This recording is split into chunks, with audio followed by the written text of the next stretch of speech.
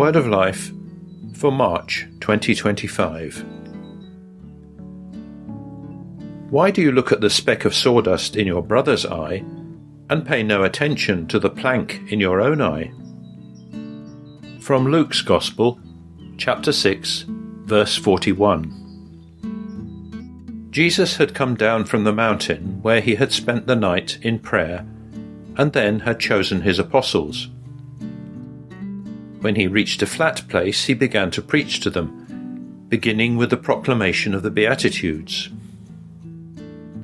Luke's and Matthew's Gospels differ. In Luke's text, there are only 4 Beatitudes, and they concern the poor, the hungry, the suffering, and the afflicted, with the addition of as many admonitions against the rich, the satiated, and the arrogant. Jesus revealed God's special love for the poor when he was in the synagogue at Nazareth, and, filled with the Spirit of the Lord, he proclaimed that his mission was to bring glad tidings to the poor, deliverance to the captives, and freedom to the oppressed. Jesus went on to exhort the disciples to love even their enemies, a message that finds its ultimate inspiration in the behavior of the Heavenly Father. Be merciful as your Father is merciful. This statement is also the starting point for what follows.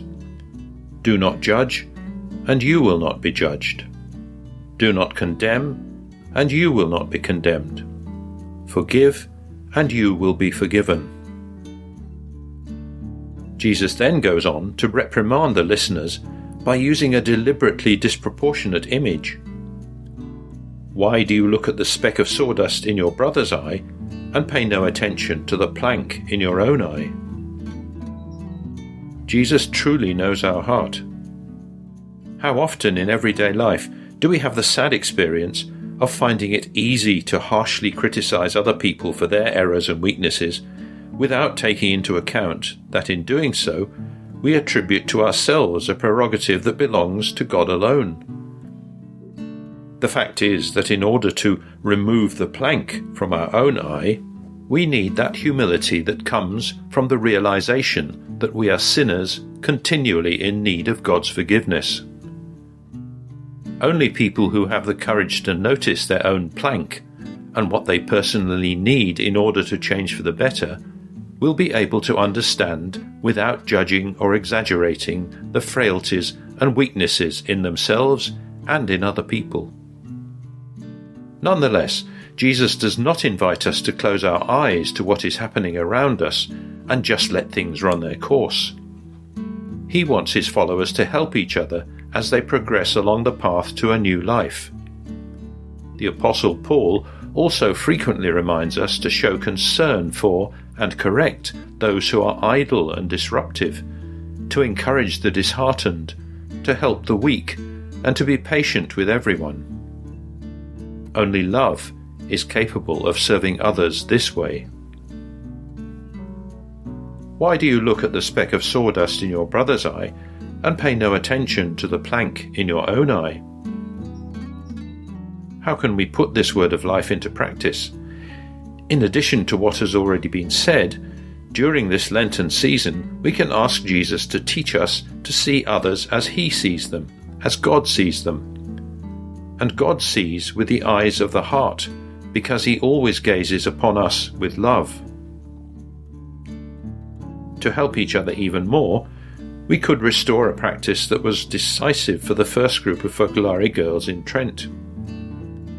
Chiara Lubick once told a group of Muslim friends, at the beginning, it was not always easy to love in a radical way. Even among us, dust could settle on our relationships and unity could weaken. This happened, for example, when we became aware of the faults, the imperfections of others, and we judged them, and so our mutual love diminished. One day, we decided that we could try to counter this situation. We made an agreement among ourselves and called it a pact of mercy.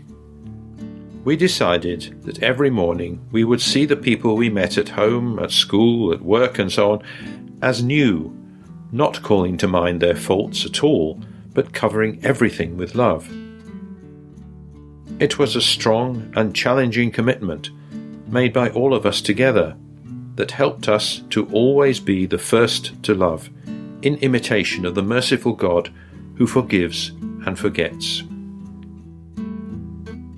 Why do you look at the speck of sawdust in your brother's eye and pay no attention to the plank in your own eye?